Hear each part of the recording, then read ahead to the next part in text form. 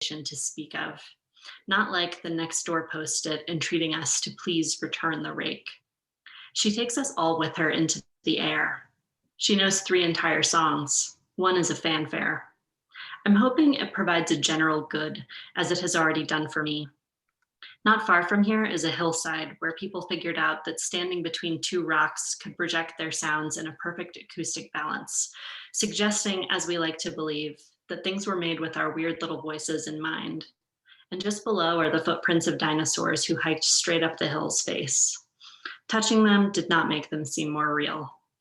They remained, in my mind, like something printed from a textbook image, too precise with their curving toes to be so antique. The trumpeter forever returns to her calling card, the theme from Jurassic Park. This is not an adventure park, unless you count the ducks who like to leave their enclosure and take to the sidewalk in protest. They are insecure or unsecured. The trumpeter, maybe, is seeding us all with little bulbs of rebellion, the music entering our habits like misplaced grenades. A balloon you've forgotten that pops at the top of the staircase in the night. No one's measured stripes fall outside the range of the comets. The white horse, the trumpet are just the first signs.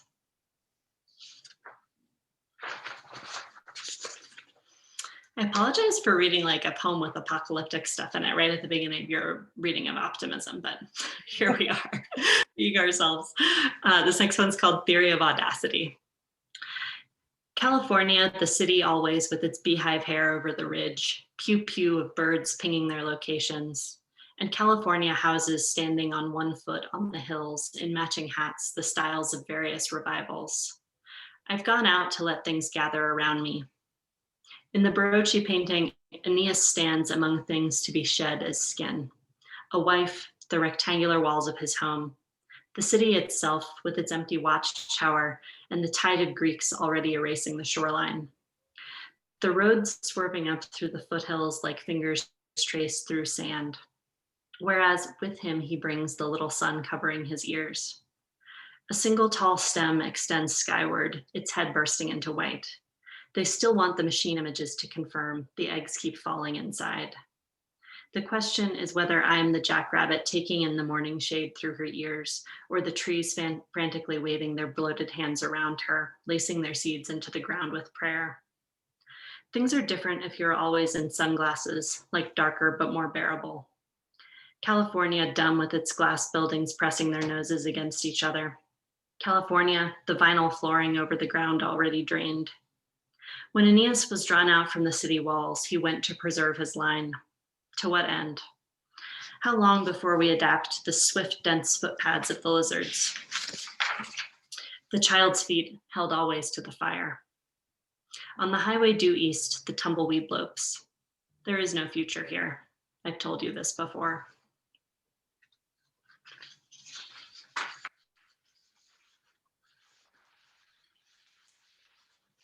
Okay, ready? Hope, here it comes. A suitable host. September, I'm expanding in all sorts of ways, surprising only because I'm not prone to the belief in the apps that foretold what was coming. The baby sized like an apple, then butternut squash, a tomato and a postcard in the same week. Equivalence requires imagination. Now 2 buttons barely keep their heads afloat above the baby's stretch inside. At the cabin, I leaned my arms on the scrappy porch table, which for some time had not discharged its splinters and found me a new and suitable host. A problem is not better if you can see it. I knew each time the fire alarm shrieked in the night exactly what its trouble was, but I could not find the right combination of long and short prods with the broom handle to calm it. Nothing was aflame. It was just being a fucker, as I explained to my stomach. The world is full of them. I was trying to make good choices with 7 months of baby inside. I did not build a tower of chairs and books and suitcases to try to reach the alarm way up in the peak of the cabin ceiling. But I did fantasize about it in detail for nearly 2 hours in the intervals, 10 minutes between cries, until somehow it acquiesced. The morning was beginning again. I went in my thick coat to the rise above the playa where I could stand watching the sun drifting out over the sand, where the phone received just enough input that I could be sure I was still there at the end of the messages. Across the open field, the clustered deer headed down a different path. The whites of their tails barely signaled their departure into dawn. Okay, I'm gonna read just two more short poems, which are the ones that are in this newest issue of Matter. So the first is called Desert Meeting. On the spined arms of the Joshua trees, the night birds flip their side-to-side heads like bolts. The panel of sky lit as though by one stray beam through cracked curtains. When Yael drove the tent peg through the temple of the general's body, did it matter what happened before, now that it was done? The tent saw everything. It always does. We pass back and forth across desert as simply as a lemon changing hands. Each memory a hard stone's throw across the water to prove you've still got an arm. The tent rounds over us as somewhere the forest drapes rain on its back. Bags double zipped, we light the little match again, which has nowhere to go, which can only serve to bring the tent down.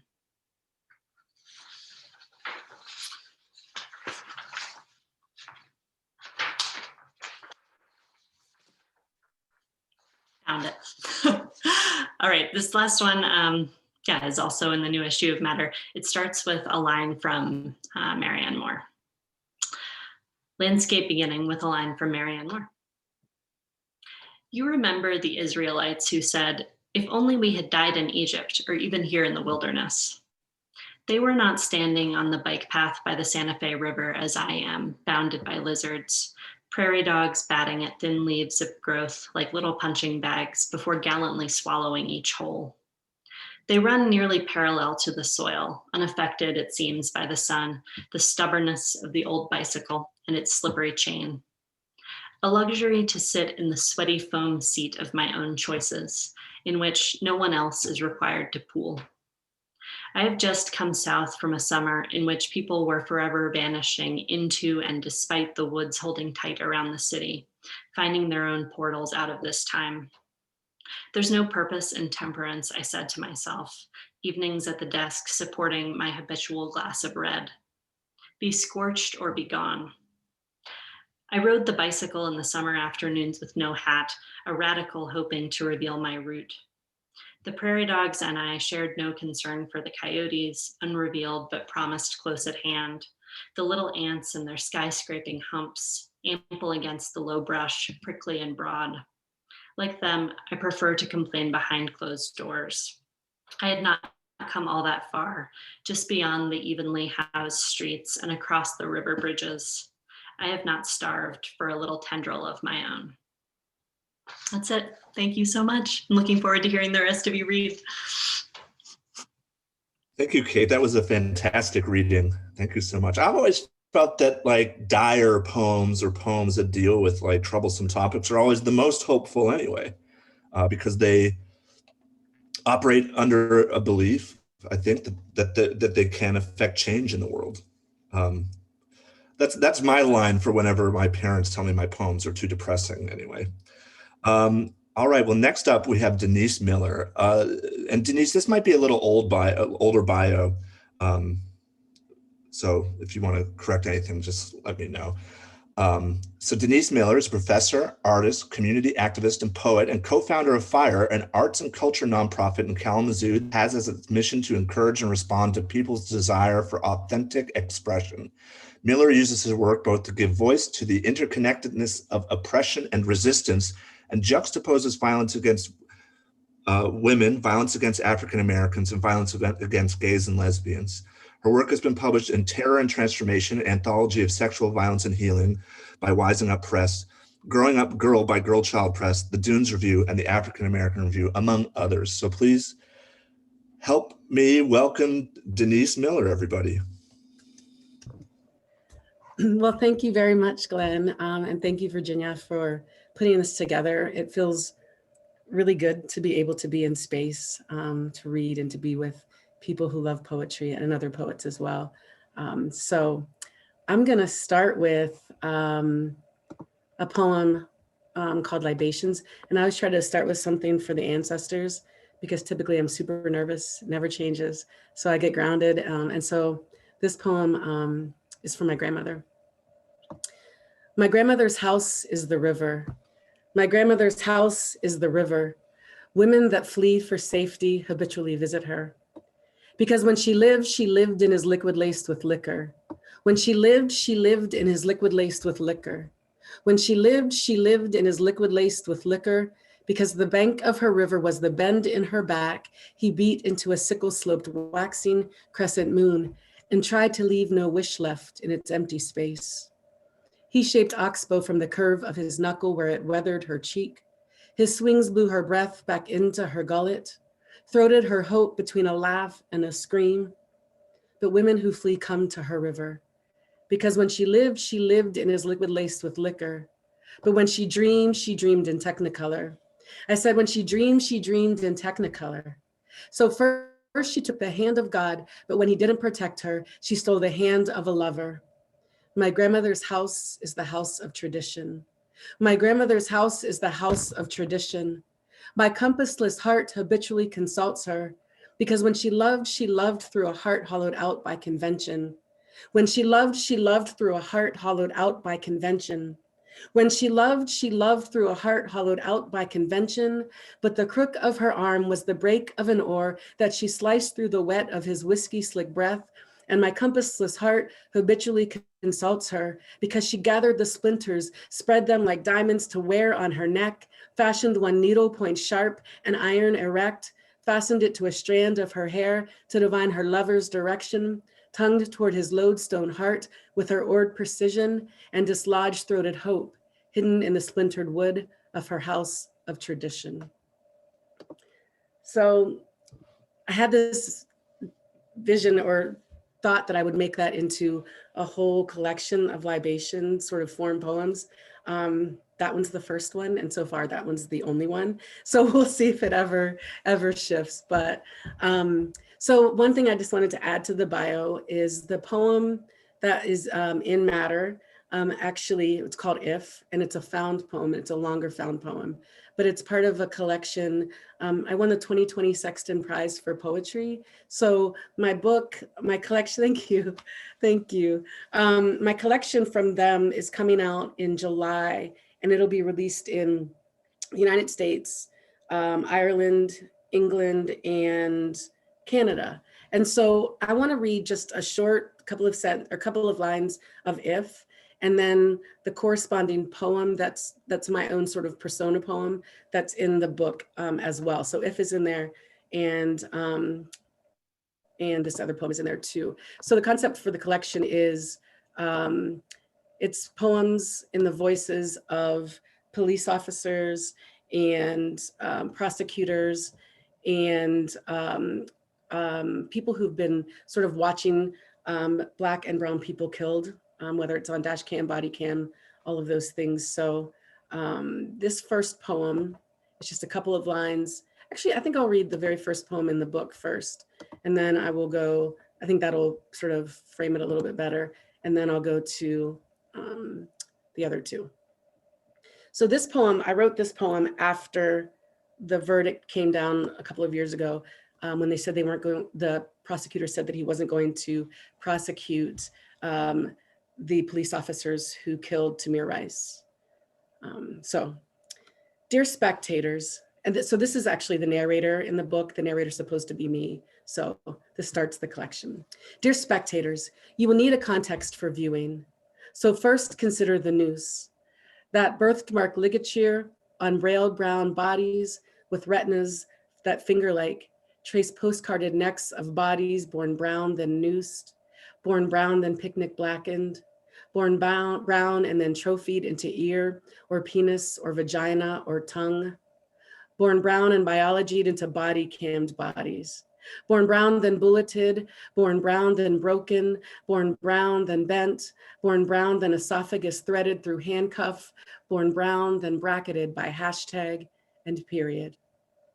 Then period turns to question marked silhouette. Her 2015 body hangs. Her standing kneel, bracketed by bars, looks so much like pause between prayer and dancing, looks so much like a 1913 3¼ by 5 cardboarded brown body with soul smoking skyward, looks so much like alive soaked in coal oil before being set on fire. this reverse alchemy. A living brown body all slick and shine, then dissolution. A not so mysterious transmuting, bone to blood to ash, and 2015 and 16 look so much like 1910. See the silhouetted corpses of African Americans shot from a 1920 Kodak, shot on a 1982 Sony, shot on a 2015 dash cam, shot on a 2016 body cam, shot or dragged or tased or cuffed or pounded against pavement. These bodies, born brown, then catapulted into lifeless, silent film stars, surrounded by spectators. So the idea of the collection and that poem is really about how often Black and brown people are made to watch our deaths on tape or on screen, and how it becomes like those postcards that were sent across the country during the period of lynching, just to show how dispensable and disposable we are. All right, so I'll just do the first few lines of If, and again, it's a found poem, and then I'll read a poem that's kind of my recreation. So this is about the killing of Laquan McDonald, and this is from the court transcripts. If they are found to have lied about the details, if something comes back that they lied purposely, misrepresented the superintendent wants to make clear he will seek their termination. So this is talking about all of the police officers that were involved in the cover up of that shooting, of that murder. So this is called 13 Seconds on Pulaski, another officer's confession for Laquan McDonald. And it's meant to be these officers confessing or speaking what they did, because so often they don't have to speak, they don't have to defend themselves. So it's usually the people that have been killed who need to be defended. So I really wanted them to have to speak. And in parentheses, it's what they were arrested for. So he punctured the tires of a car with his knife. And this is the police officer who killed him. And shit, yeah, I'm scared of any Black boys moving, his marking a deliberate line through my world. So I set that body spinning, a black top through thinning air, 13 seconds from start to motionless. He's hold, and I'm the empty chamber, wholly intent on reloading. So I'll just read a couple more. These are all pretty short. I'm so glad you said that your parents give you a hard time for writing heavy stuff. Like, I don't write about things that make me smile, I just smile, right? So I really write about stuff that really gets to me and that I need to process. So this is, I am the trigger warning, I guess, right? So there it is. So this poem is a part of a collection that I'm doing that I wrote last year and have been sort of, putting out there. And it's called How to Make an American Mass Shooter.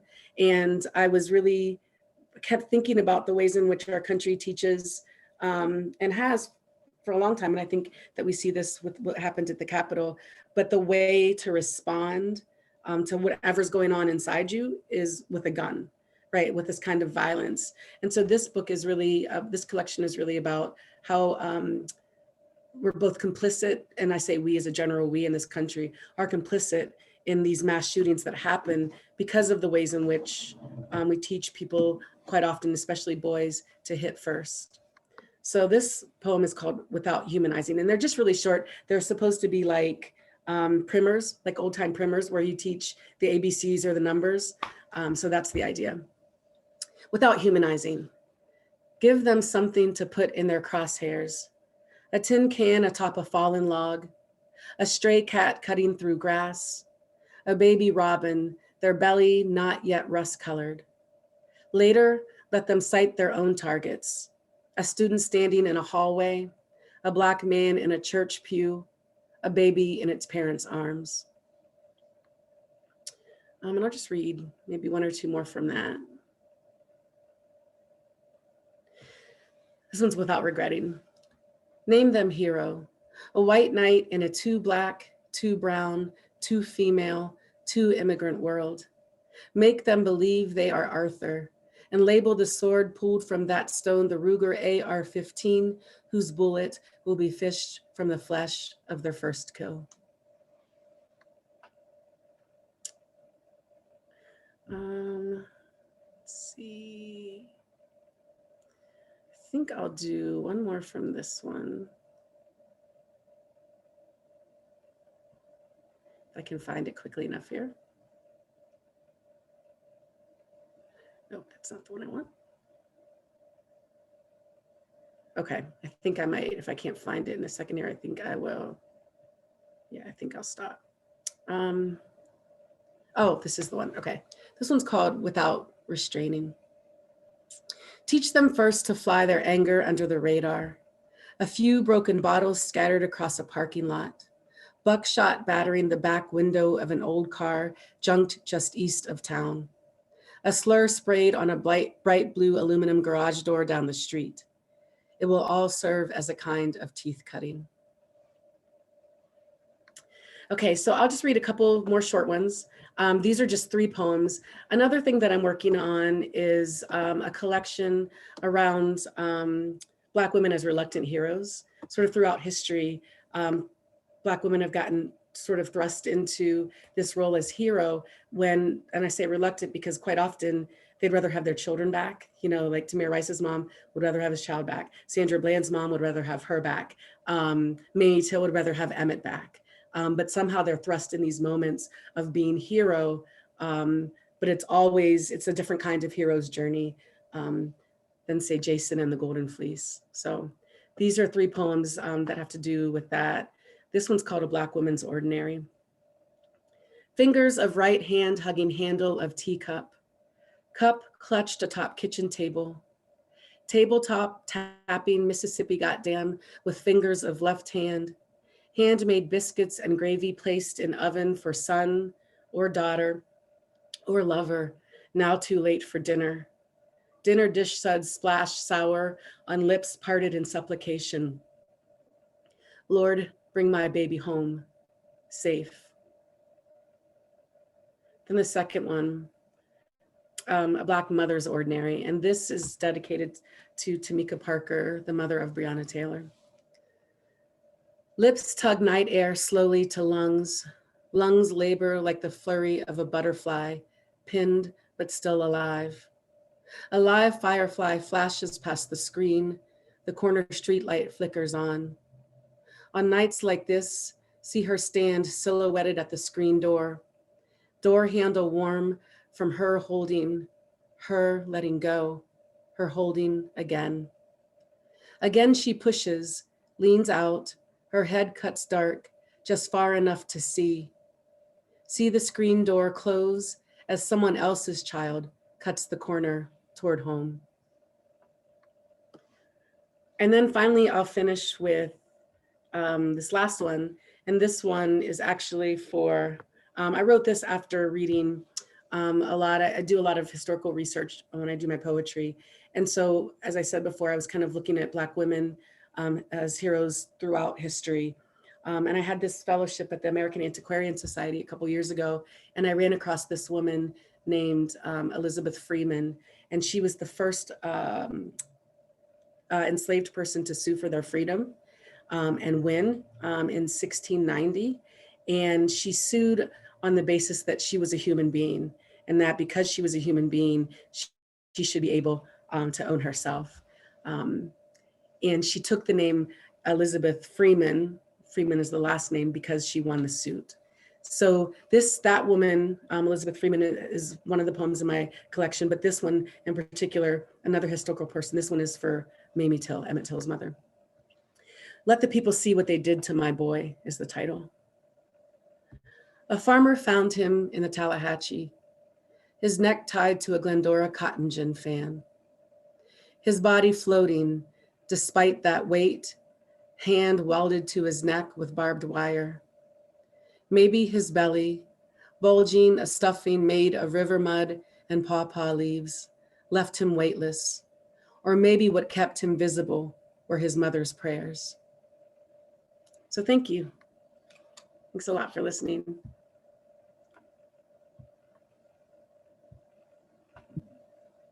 Denise, that was incredible. That was really amazing. And it just occurred to me, congratulations on your book. First of all, that's amazing. If you wanted to, you could put the link or anything to order it or look for it in the chat, and then we can all seek it. Perfect. Sounds people are already saying in the in the chat, please. Thank you. Really. Okay, I'll put the info in. Thanks. And it sounds like what you said about being the happy, being kind to people, being friendly and then going to poetry for, the stuff you really need to say, I love that. I love that. I think that I have a feeling that's going to be the theme of the reading. I love it. Thank you. Next up is Brianna. Brianna Noll is the author of The Era of Discontent, Elixir Press 2021, and The Price of Scarlet, University Press of Kentucky 2017, which was named one of the top poetry books of 2017 by the Chicago Review of Books. She is poetry editor of The Account, which she helped found, and her poems and translations have appeared widely in journals, including the Kenyon Review Online, the Georgia Review, Prairie Schooner, Crazy Horse, and Waxwing. She lives in Los Angeles. Please join me in welcoming Brianna. Thank you so much, Virginia. Thank you, Glenn, for having me. This is my first Zoom reading. Not that I'm any stranger to Zoom from work and everything, but it's my first time giving a reading in this platform.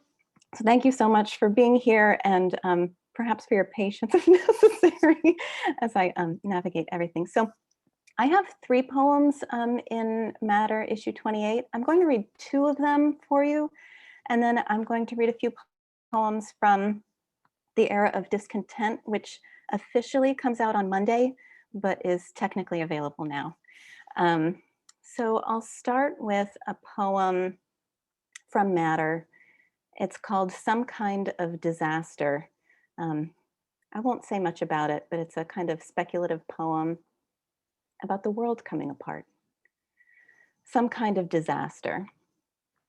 The poshest neighborhoods were first to learn the word disaggregation. All over, their hoverboards came apart, levitating plastic airspace, lowering home values, nesting throughout jacaranda and silk oak, machine elements quiet as bishops paid for silence. Across America, rogue axles ring steeples tinny too, and all there is to do is pray the after echo is royal, thunderous, pride-felling, the fallout its own market of shame. And the second poem is also in Matter. It's called This Compulsion to Make and Keep Everything Alive. It's a critique of a particular political position, and that's all I'll say. This compulsion to make and keep everything alive. In this land of drum beats, rhythms announce us, our movements, actions, our thoughts. Here you are, the event. We are all happenings, all with an end, just not an end in sight. Yes, with everything so punctuated, you might say we're desensitized, but not habituated. When the faucet drips, we hear it, or at least I do. But it's not an annoyance, it's another pulse, another instrument in the orchestra. We are thus propelled and desire propulsion. Make no mind the chicken-egg dilemma.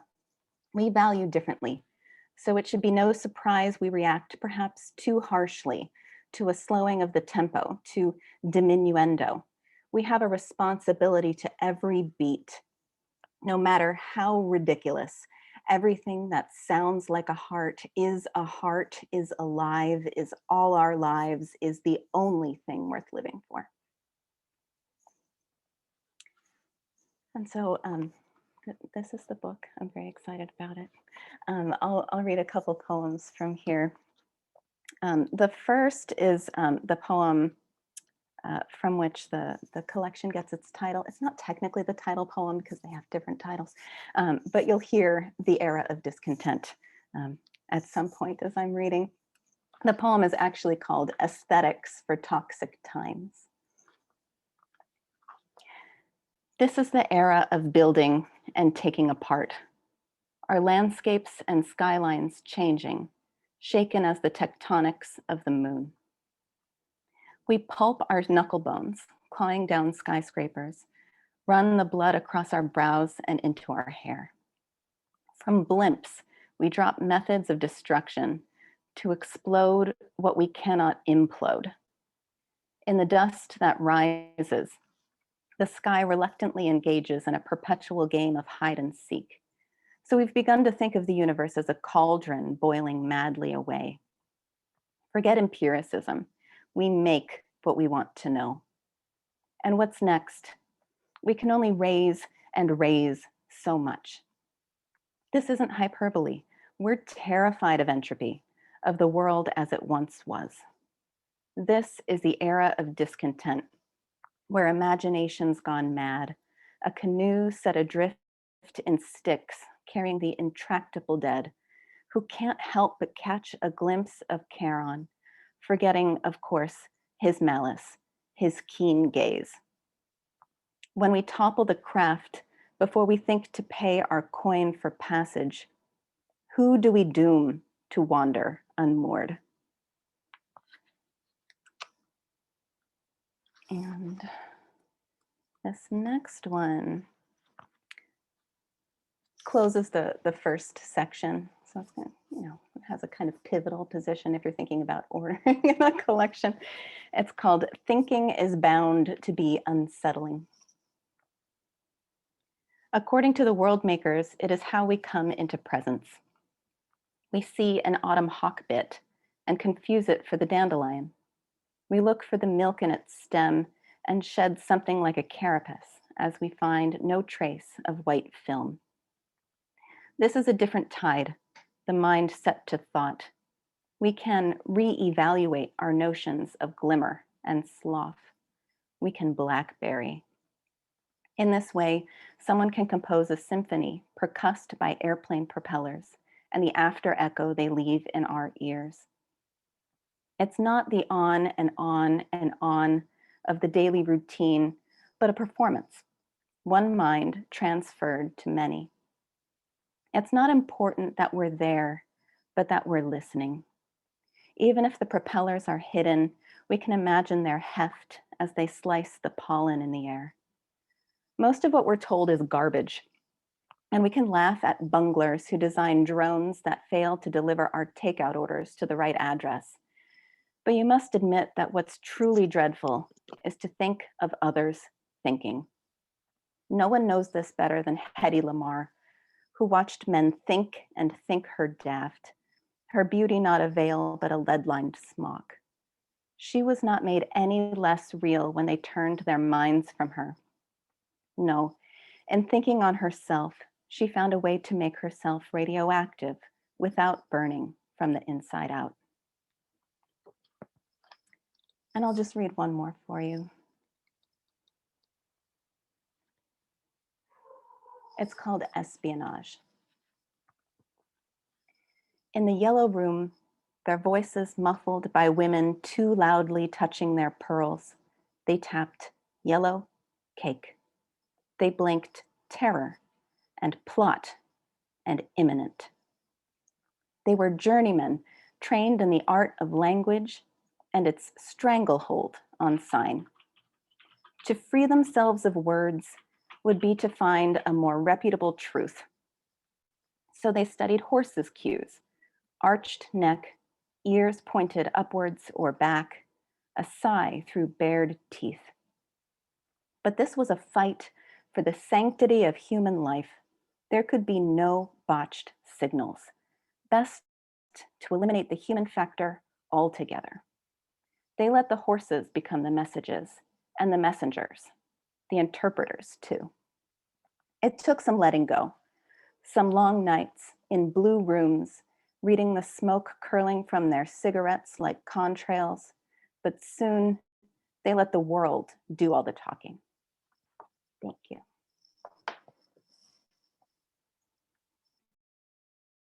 Thank you so much, Brianna. That was fantastic.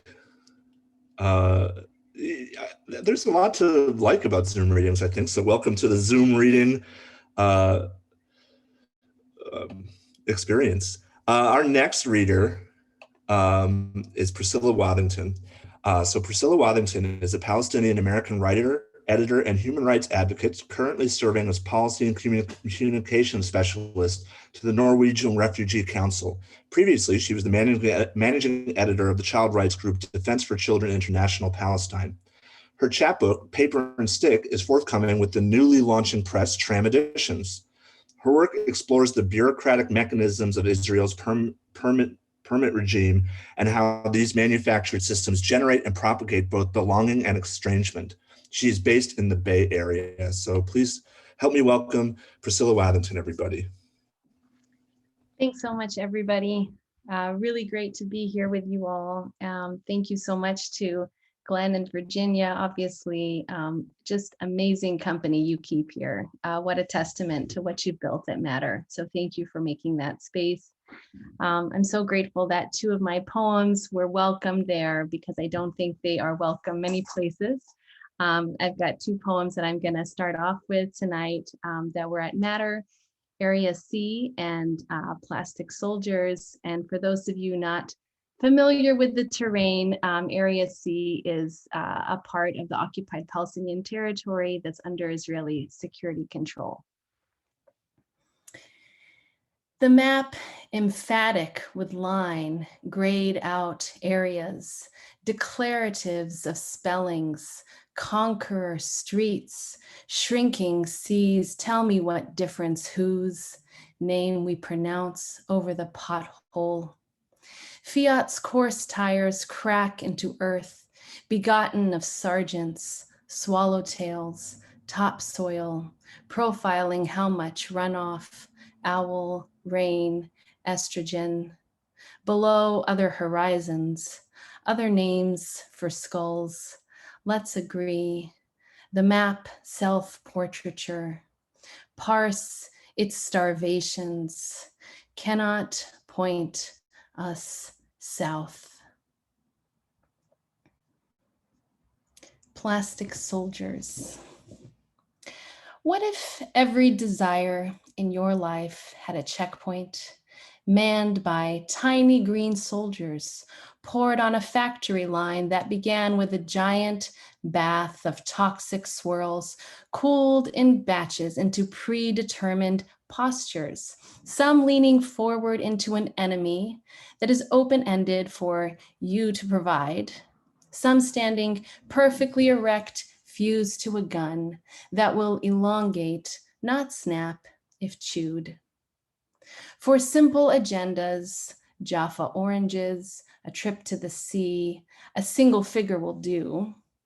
For more serious pursuits, a selfie on the Salev, lunch with your cousin, allow yourself some decades, or begin training a seabird who may yet pass the plastic in its belly. Jenga. One long shot of adrenaline, the Soviet Empire's Jenga, the Intifada's smoke point. You can't compare. She throws her eyes up the sycamore, her boy dropping pine cones, hairs from his brother. It was all stakes, like a movie set, sure.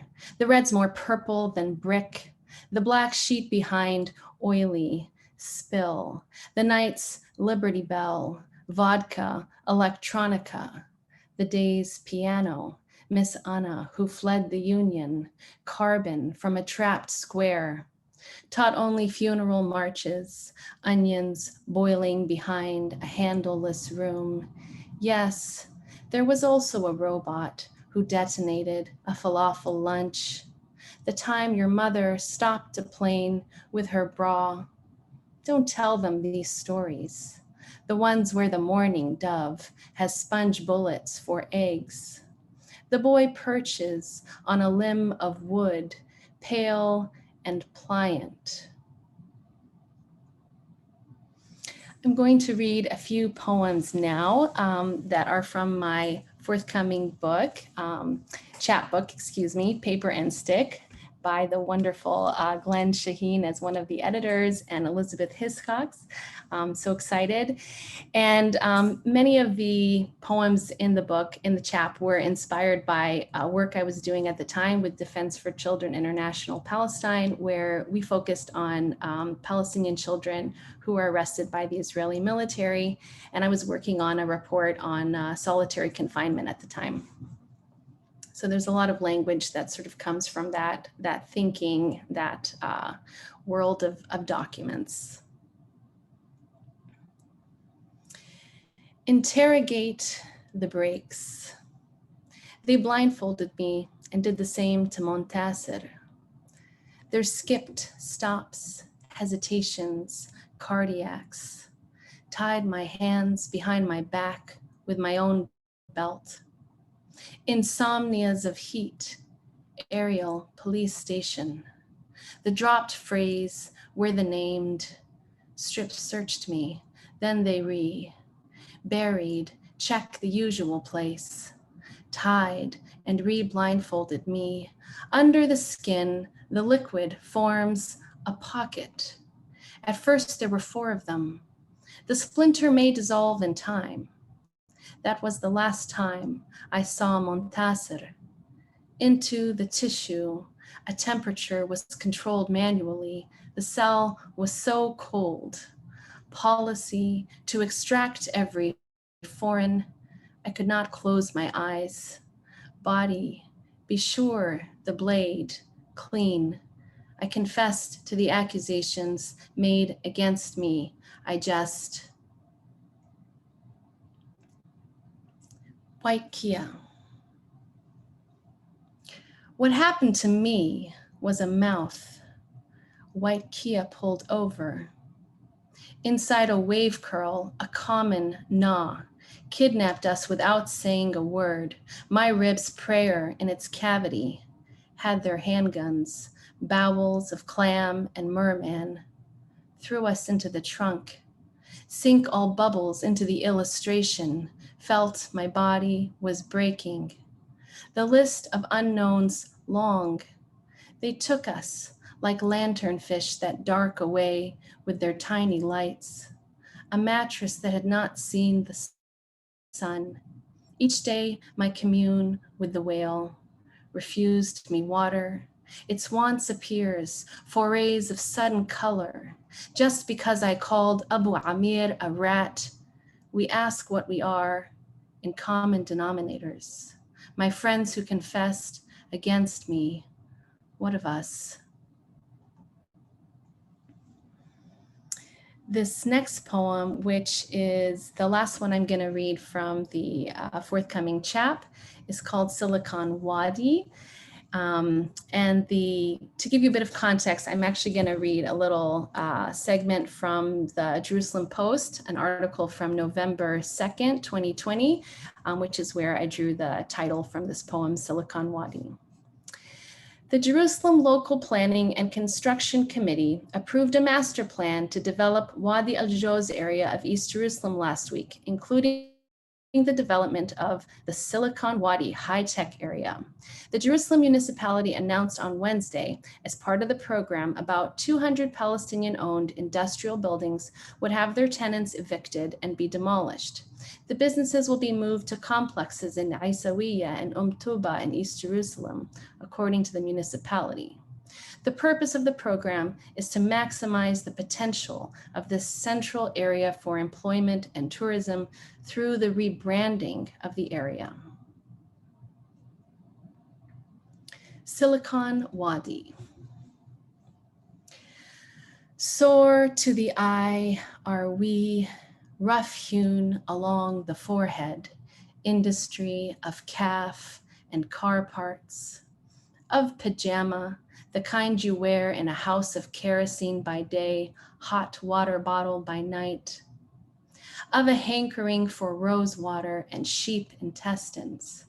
When we bring Tel Aviv home, it's in our shirts, free ketchup packets, rocks for the taboon, a laugh too large for the permission granted. A brown bag visit on the bus, we spit falahin after 2 generations of trousers, our grandmother's hair, the orange of kanafi. A vegetable soap that still slides around the squatting bathroom shower. Of a town disappearing into a theory of silicon in a dried out valley. Of a tap wiped with bleach cloth just this hour, a bucket perfectly positioned for a doctrine of pipes. And here's a new one, because I feel like you always gotta live on the edge a little, read something that might not be finished. Electrify me. High tension transmission wires jump the width of century. Technocratic packages, throne of connection, oh, must emittance be carved. Read by the light of the early Jesh. Infrastructurist trunk dribbles this electric disbursement pattern. Into my afternoon, stars pour their lilac. Tiptoe the ledge, one hand on the galvanized T. Realms of kilowatts hide from the Hebron hills. Evening, burning tires, blackouts in the forecast. Interiors spit their guts out. Mother Carnation spoons us her powdered milk. Between blinking machines, some will sleep easy. That ridge used to roost with wild time. The space between your eyes, bulging, precipitous.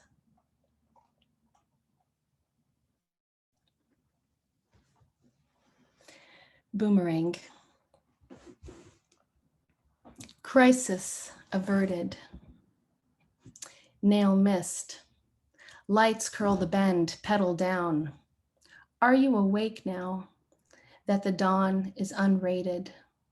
The sun sets and rises electronically. Your pillow, recycled foam.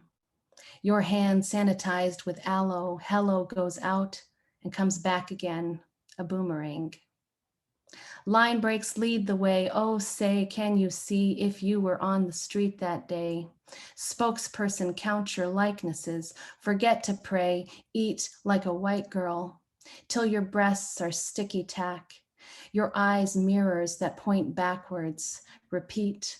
Crisis averted. Passport saved. Crisis averted. Sweep day. Crisis averted. Boomerang.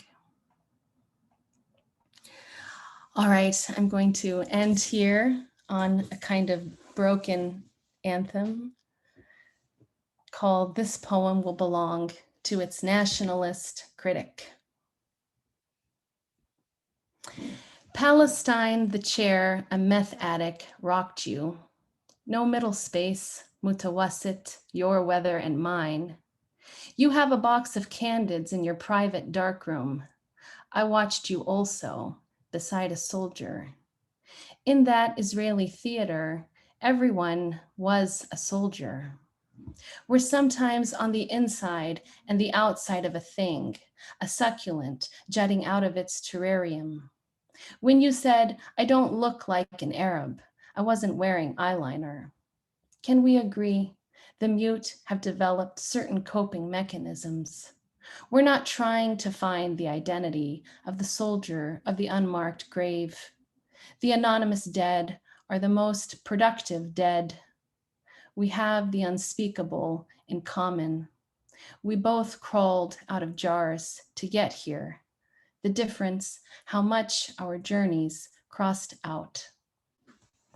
Thank you everyone for being a part of this tonight.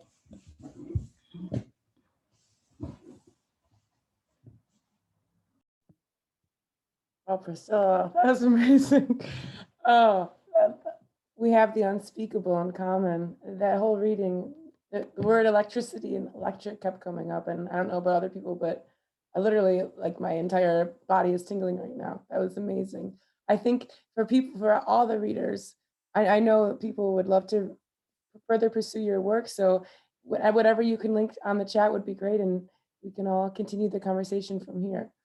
That would be awesome. Love this chat comments. Oh, wow. Okay. We have 2 more readers for our evening. We have 6 in total, and they are Bridget and Nathan. And I have the honor of introducing our next reader, who's Bridget, coming at us from Kansas. Hey, Bridget. Bridget is the author of the poetry collections My Second Work, 2020, and At the Autopsy of Vaslav Nijinsky, 2013, both from Carnegie Mellon University Press. Her honors include the Emily Dickinson Award from the Poetry Society of America, a Discovery Boston. Oh, sorry, Bridget. Doesn't matter. You gave me a new bio, and it's a little bit. It's okay. So rewind. Okay, the thing I said about the books, which are both amazing, and you should run to your local brick and mortar bookstore or online retailers and get them like right now.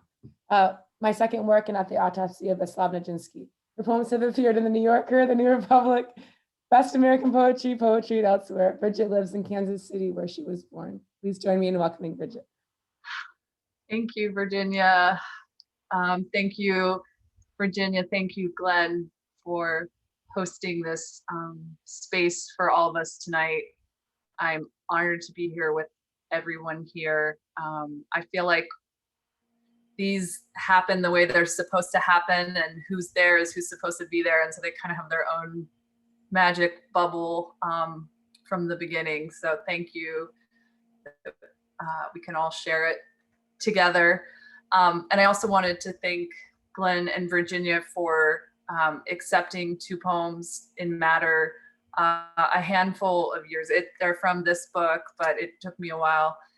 And it's just such a huge role in a poet's life that you both hold. And, you know, along with the acceptances, I had some poems that didn't work with editorial feedback and dialogue, and on the poems that were accepted, you know, it gave me that, what we all need as poets, which is someone saying, yes, I hear this, I understand, I'm giving this space somewhere. And is really powerful.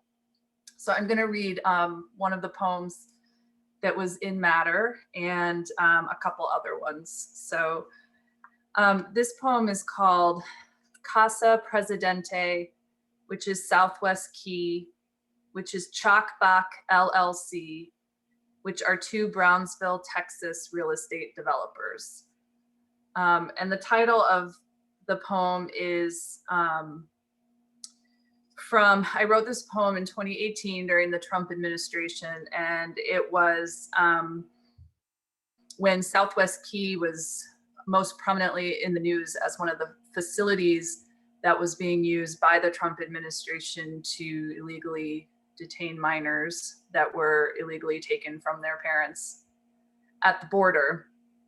And when I kept reading about Southwest Key, my interest was immediately in the facilities themselves, because I know real estate is a source of power in this country and world, that and kind of looking at Trump as like the avatar for the real estate industry. So I started looking into this.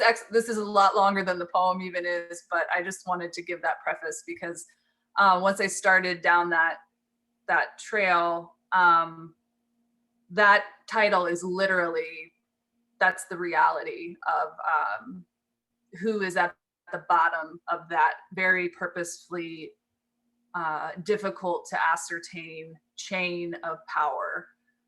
So it's hard to find out who's making the money, and that's very purposeful.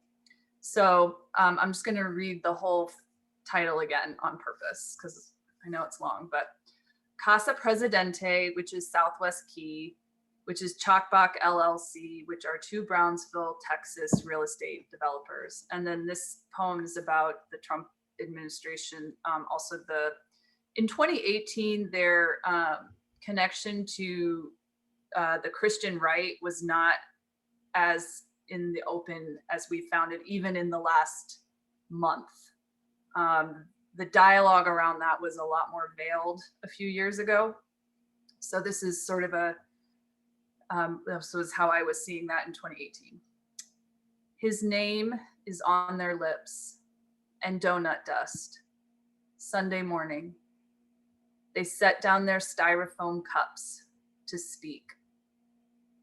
Blessed are the employees of God, the CEO of Southwest Key, the charter schools in abandoned strip malls, the contract workers, seasonal as swimwear, the meek, the meekest, without benefits, this constellation of LLCs.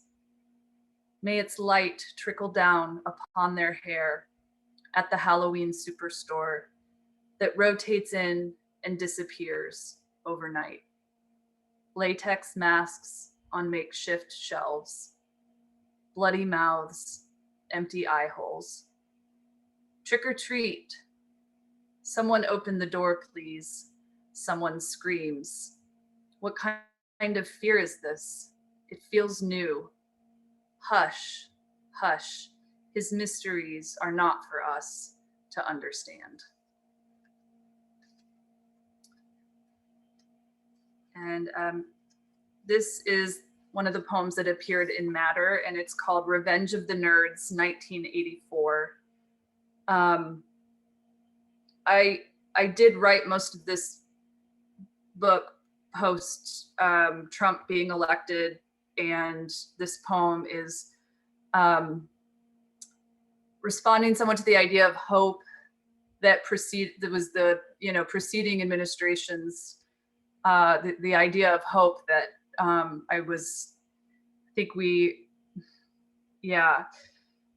it's the risk in hoping, I guess, is how I'd put it, but also identifying these tropes from the 80s, like Revenge of the Nerds, where the hope of overtaking the power is the entire plot over and over, like Revenge of the Nerds 1, 2, 3, 4, because it's so cyclical, because it doesn't happen fully. So it's like you have to keep going back. So this is called Revenge of the Nerds, 1984. Oh, and I just wanted to say quickly, a lot of this is also my youth, like noticing the symbology of wealth, because the other poem I wanted to read is very much about that as well. Jurisdiction over the sun and enough Perrier to bathe in. A private harbor in which white polos perform an impassioned exegesis of tennis. The totalitarian urges of Ebenezer Scrooge recast as movable merchandise.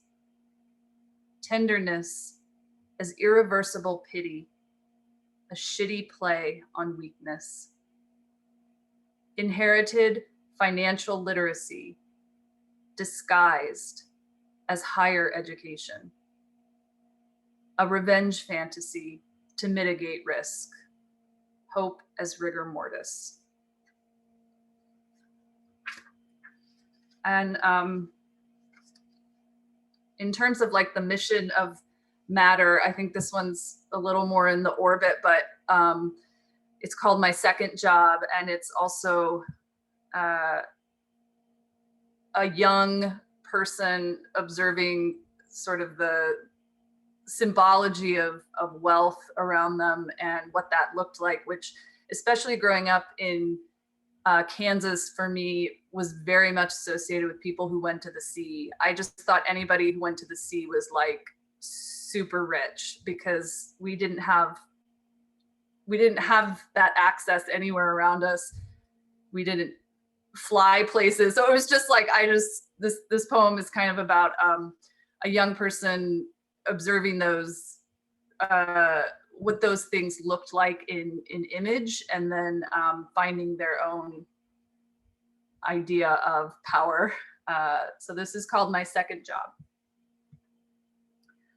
My second job was at a dry cleaner's.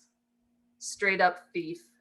I searched the pockets of working men for dollar bills, stray pills, stole the buttons off old ladies' sweaters, little anchors, gilded sailors in silhouette, mermaids, lighthouses, a sea motif on everything.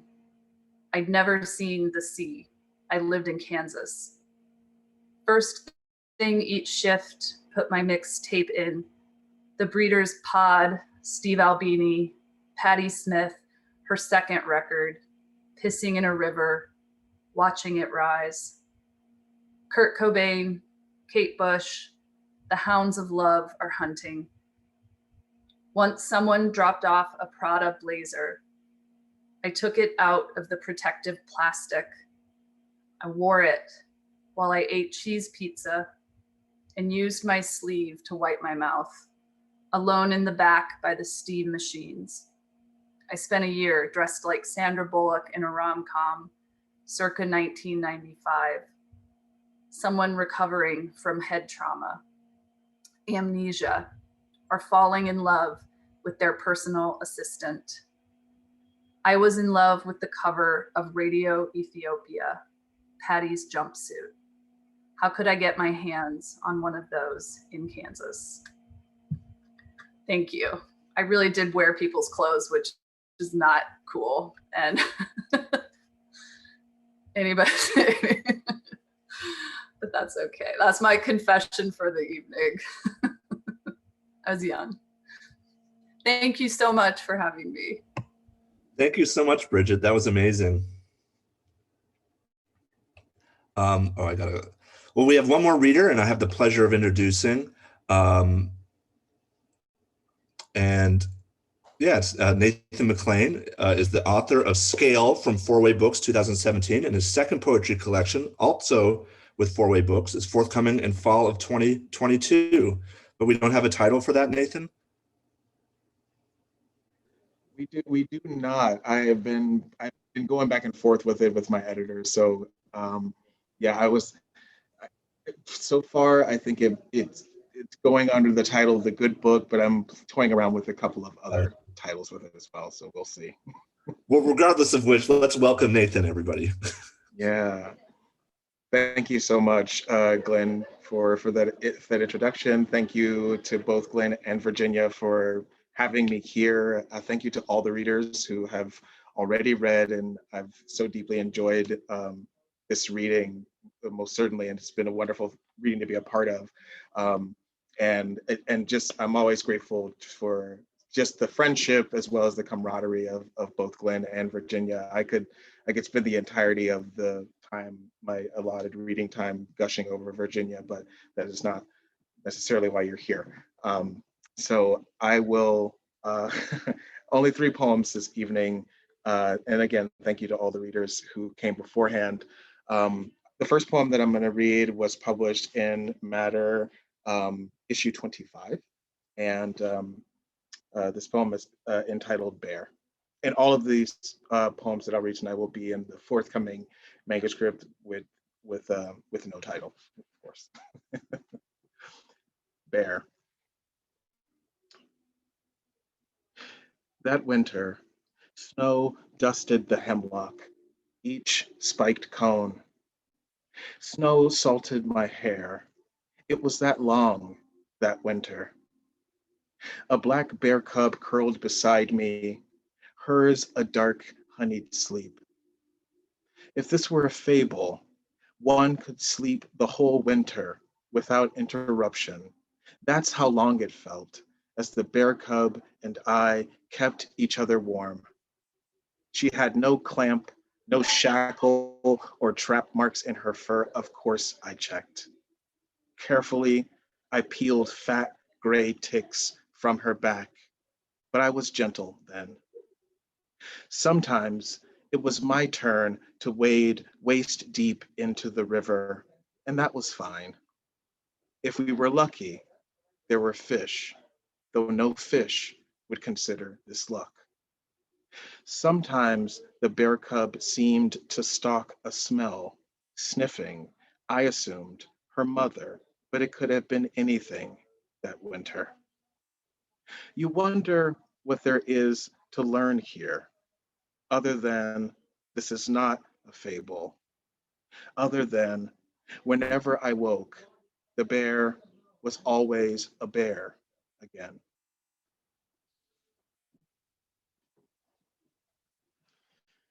This next poem is entitled The World is Full.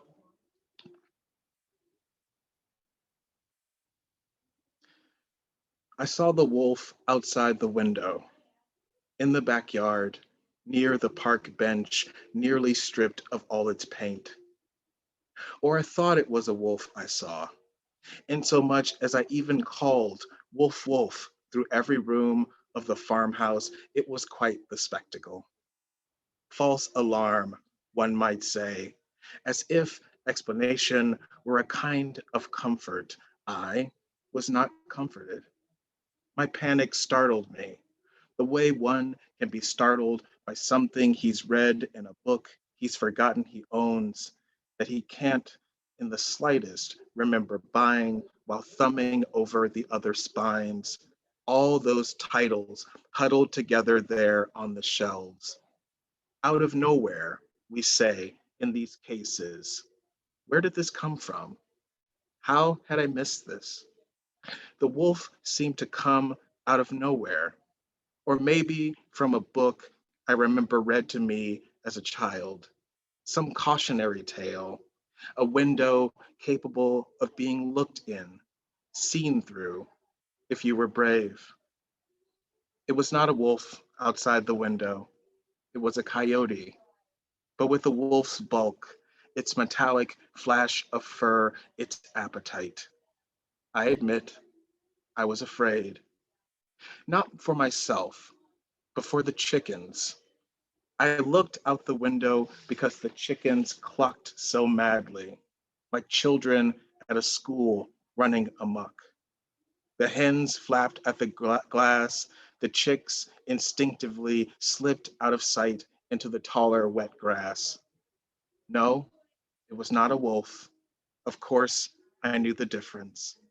I'd been a boy, been small enough to be clenched in a wolf's jaw, though I never was.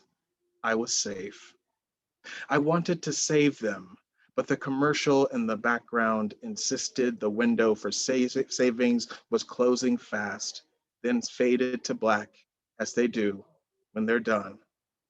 The wolf scattered them, the way feathers can be scattered, torn from the body, or the way children are drilled even in grade school to scatter. Shh.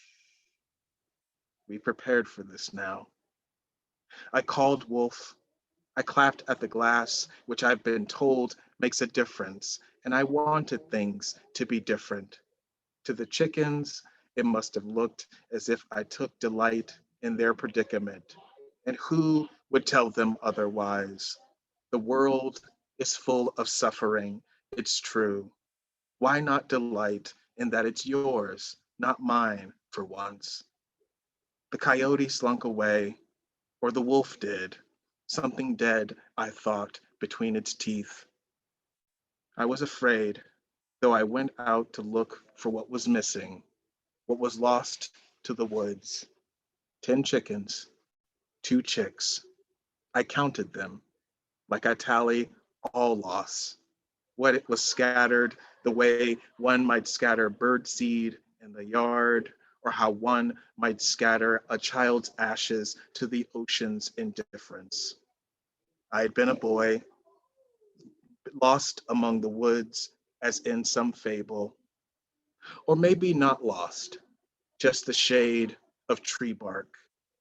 Not a wolf, though to the chickens the distinction hardly matters. Here, chicky chicky. No one had bothered to name them.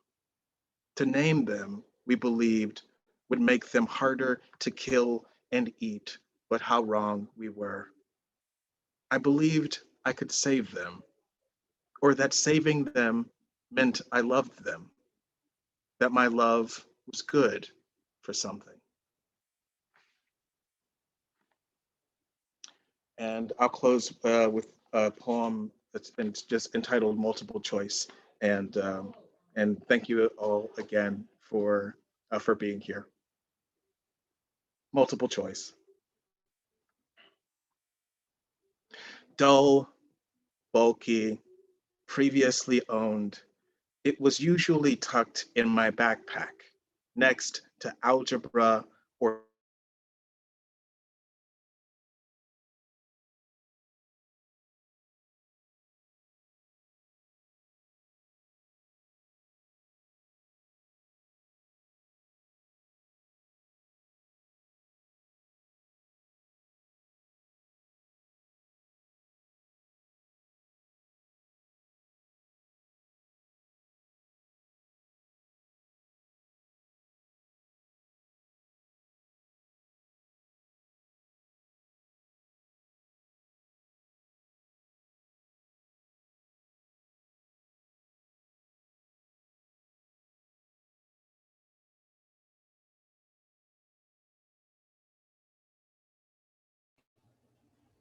I think we lost Nathan.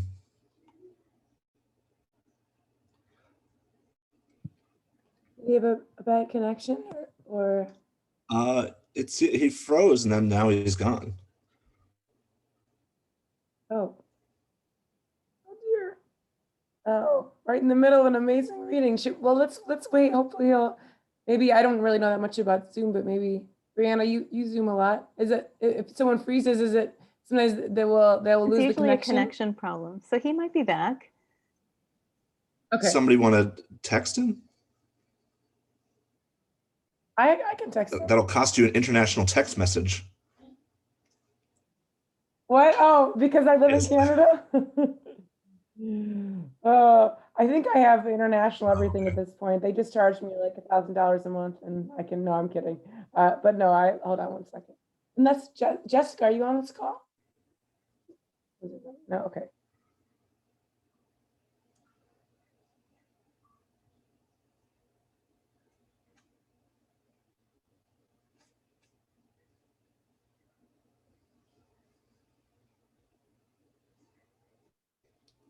All right. Well, I texted you. Oh man, that was so powerful. I'm sorry we lost him in the middle of the poem.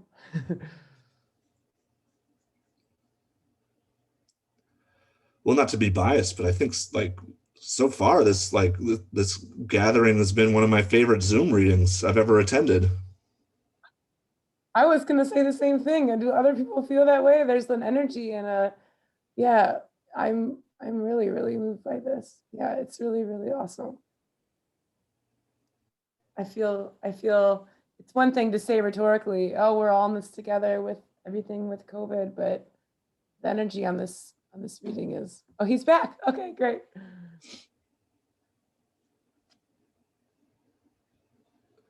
You might have to take a second to get sound back and everything. Okay.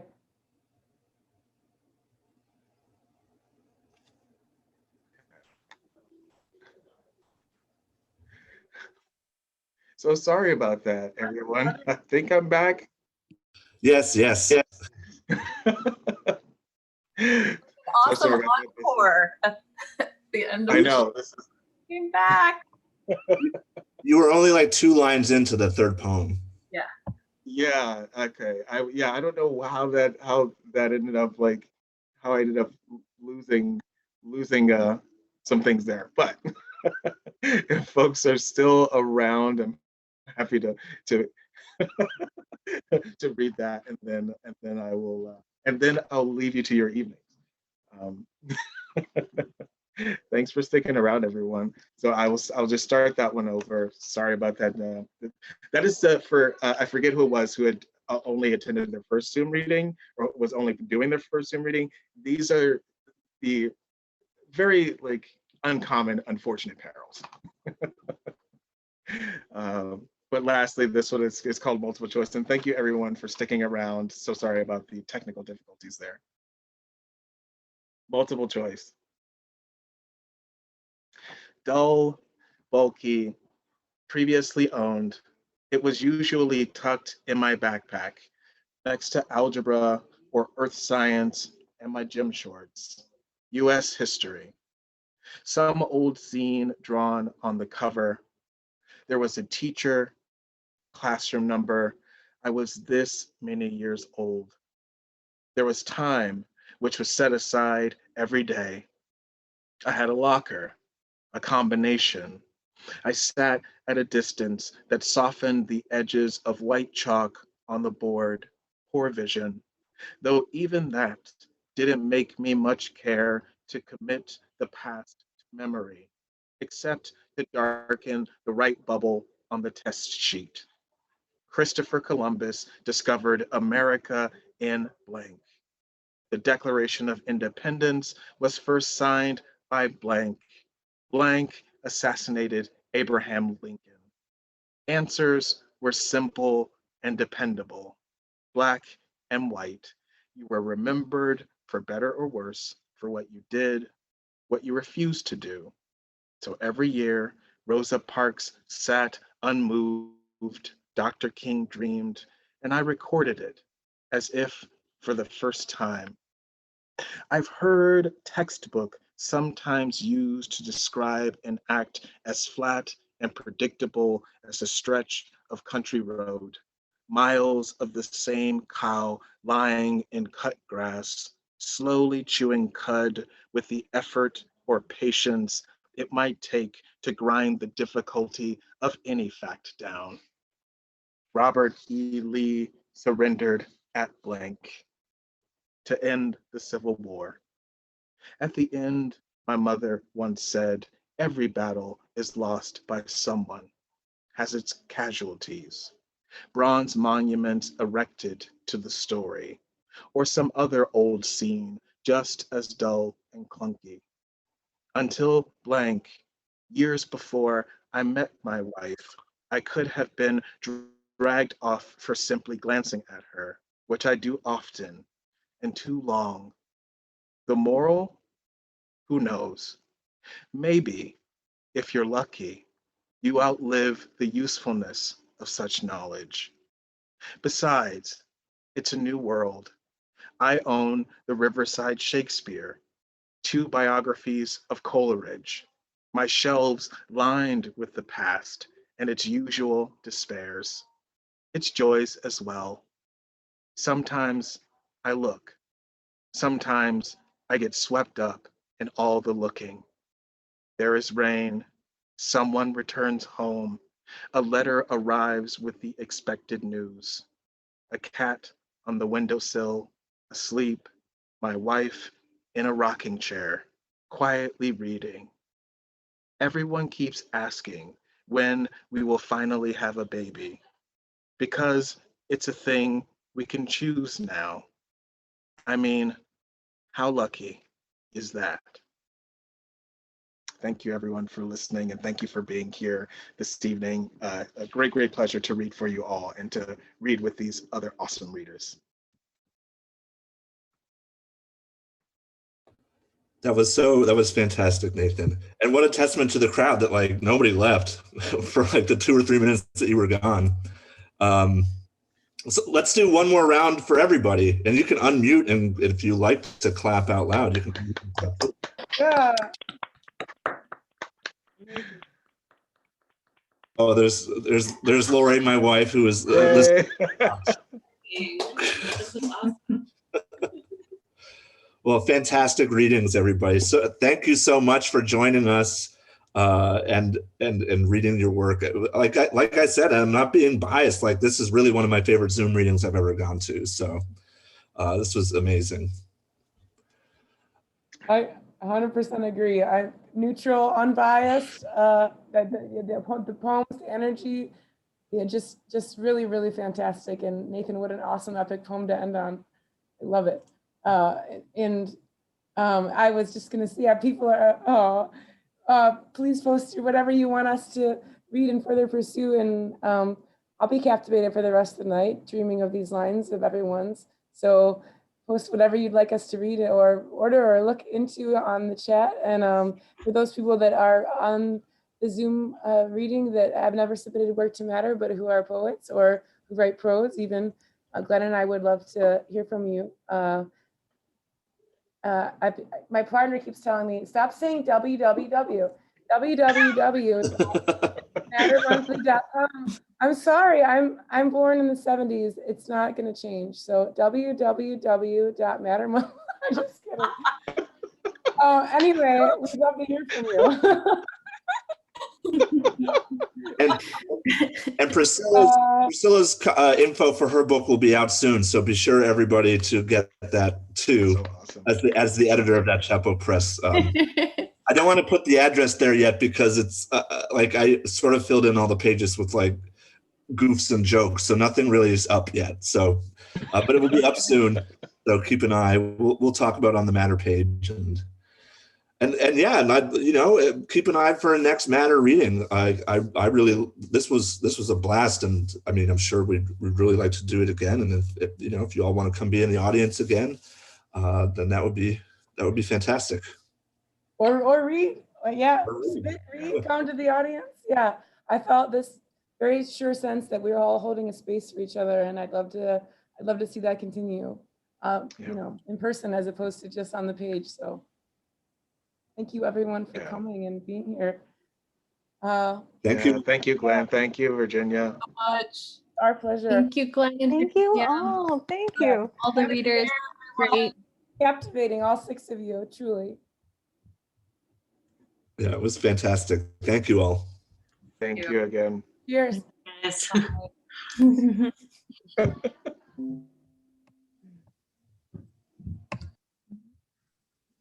Bye, everybody.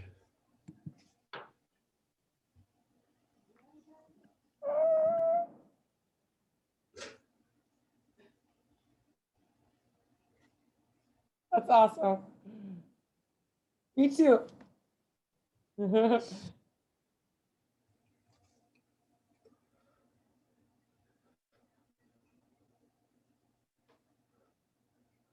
I think that was great. I thought. What amazing. Oh my God. I was actually, you know what? I recorded it just in case anyone wanted it.